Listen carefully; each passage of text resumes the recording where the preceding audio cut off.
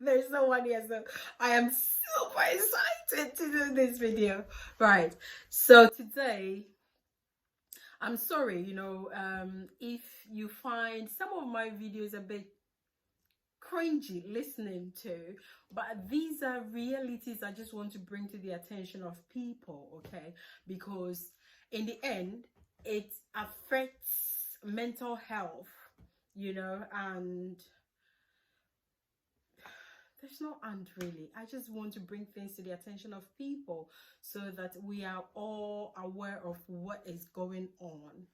And today I want to talk about one really intriguing story. you know um this is real life. This is someone's real life, so I'm not even making it up. And it's about kids as well. So here is the story, okay? It actually happened. And this man had two kids, a boy and a girl, that stayed with him. And believe it or not, he was sleeping with both of them. I'm sorry to go that raw on you, okay? This man was sleeping with both his daughter and his son. I'm sorry. I've even frozen just talking about it. And the boy was like 6 years of age and the girl was like 8. And how did it come to light? The girl wasn't happy about it, went to school and gave hints here and there. They started monitoring them, and the man was apprehended. They even found out that the man was also practicing bestiality, sleeping with his pets. This happened in England. I can't give too much specific details because of confidentiality issues and stuff. So what this man was also doing was letting his two kids have sex. Can you imagine that? Now, here is the reason why I'm sharing this with you. There are a few things, or there are so many things we have to do and be on guard, for as parents. So I thought I would share a few things that I have been taught that should help protect our kids. So first and foremost, I'm not even flowing in this video because it's like I still cannot get over this whole thing. I was supposed to do this video like last year. I just couldn't bring myself to bring out this information, but here's the case. So first and foremost, imagine your child being friends with these kids, okay? What are they going to teach them? What impact are they going to have on your children? It's not their fault that they were born to such a father, and I think their mom wasn't in the scene because the mom was a drug abuser or something, so only the dad was looking after them. Before I get on any further, according to statistics, it's a big word for me. According to statistics, 82% of these kids who are abused, 82% of them are females. The remaining number is males. According to statistics, the abusers, the perpetrators, are familiar faces, are people who these children already know. So 92%, no, not 92, 93% of perpetrators are already known to these children. They've met these children before. Could be family, could be acquaintance. So according to statistics, 7% of perpetrators or abusers are strangers. Imagine, 100%. 7 out of 100 are strangers. 59% are acquaintances, so like people you refer to as family, friends. Oh, meet your uncle. We usually, especially in this part of the world, we refer to everybody as uncle. So these are acquaintances. 59% of them are abusing children, and the remaining number, which is like 34%, are family members. Could be mom, could be dad, could be uncle, could be cousin. So you see, the abusers are not too far away from these children.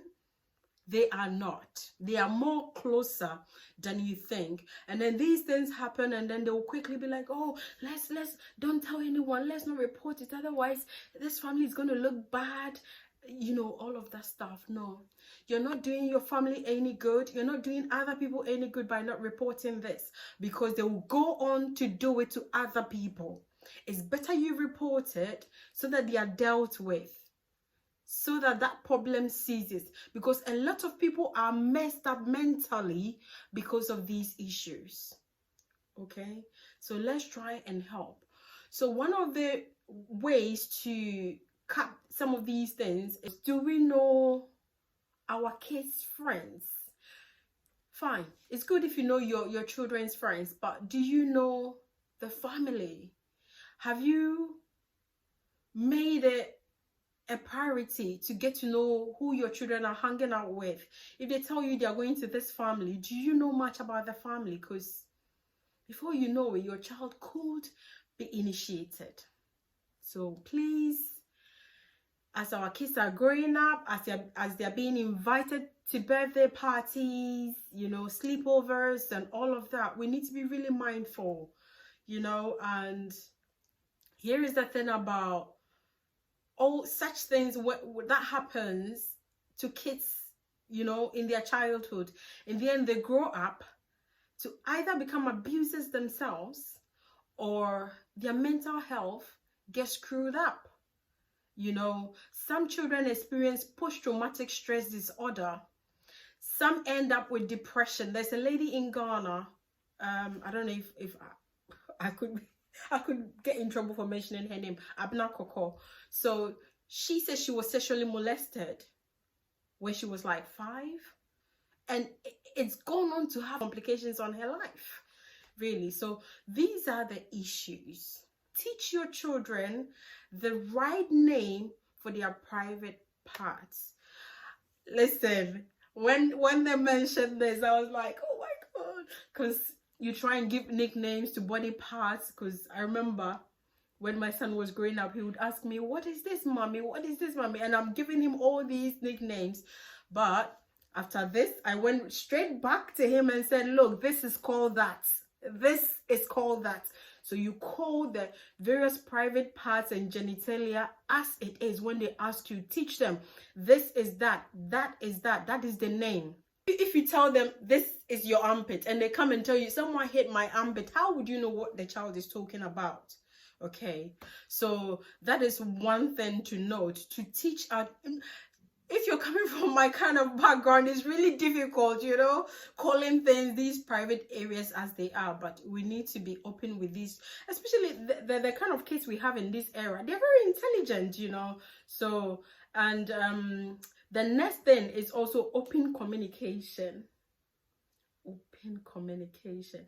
For your child to be touched inappropriately or to come face to face with abusers, it would take a lot of trust in you for them to, you know, tell you what has actually happened.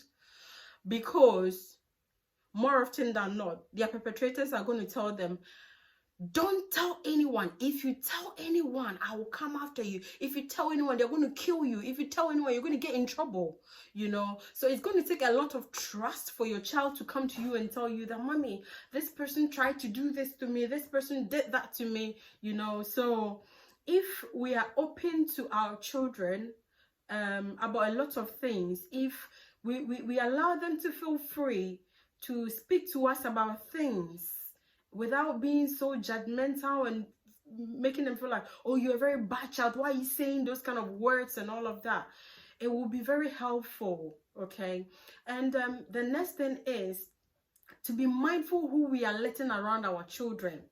Okay, in as much as family is family and everything, you need to know who is what are they into. And as I'm referring to this person as an auntie or an uncle to my child, can I trust this person around my children? Okay, let's be mindful of that too. Also, Another thing we were told was let children know the differences between secrets and surprises. Okay, so assuming, oh, come here, Chrissy. We bought this for your big sister, but it's a secret. Don't tell her, right? So this child thinks that secrets are okay. It's okay to keep secrets, but it's not. Let them know that in this family we are open. When someone has an issue, they tell us. If there is something that is bothering you, you tell us and we solve it together. Your problem is our problem. Okay, instead of telling them it's a secret, they shouldn't tell anyone. Tell them, oh, we bought this motorbike for your sister, for your big sister. It's a surprise, so don't tell her. So they know the difference between secrets and surprises. Also, you need to educate your children through words and action, and let them know that if anybody, even mommy or daddy, tells you that something is a secret, come and tell me. You know, we don't keep secrets. If anybody does something to you or touches you inappropriately, or, you know, does this, that, and they tell you that if you say it, you're going to get in trouble, run. Come and tell me. You will not get in trouble, and I'll be very proud of you for telling me. Also, it is quite important that we tell our children that since these are private parts, not everybody should have access to them. So if an auntie, an uncle, or daddy or mommy is touching you when they are not supposed to, come and tell us. Unless you need help to do a wee or go to the loo, nobody should be taking down your dress to be touching you in certain places. My Ashanti side almost came. Okay, they shouldn't be touching you in certain places when you don't need to. And make sure you tell your children, not everybody should be able to take you to the loo or whatever. And I remember how this man that, you know, was doing this stuff to his children is now in jail behind cells. But the children are messed up. The children are messed up. They can't live with in normal environments, because wherever they go, they keep practicing it. You can't have pets around them. They can't. The two kids can't stay together, so they've been separated because of what their dad has introduced them to. Whenever they are together, they are doing it. You know, wherever they have pets, they are trying it on pets. They can't have other children around them. That is also not to say that only adults do these things to children. Sometimes it can be children to children. That's why I started with, who are your kids' friends? So it can be child to child. So as you're educating your child around adults, you also educate them around their peers, what conversations they are having, what kind of information they are being fed with. So let's be really mindful. I think there was something I wanted to add. I can't remember now. But yeah, it's quite a sensitive topic, and I pray that nobody finds themselves, you know, in that situation. As a parent, you don't want your child to go through this. So let's be watchful. Let's be mindful of who we are letting around our kids. And on top of it all, I am a Christian, and I believe in taking your children to church. As they are in church, as they are in Christ learning, they will know the difference between wrong and right. Some of us growing up, we didn't get into certain things because we were taken to church a lot of the time. So, no matter how bad you are, there are certain things you wouldn't venture into. The name has always been Incredible Mabna. I hope this has been impactful. If you enjoyed watching this, kindly share with a friend. Subscribe to my channel, Incredible Mabna, on YouTube, Incredible Mabna on Facebook, like my page, and Incredible Mabna on Instagram. Let's reach more people. We can create more awareness. I love you. Take care of yourself. Bye-bye.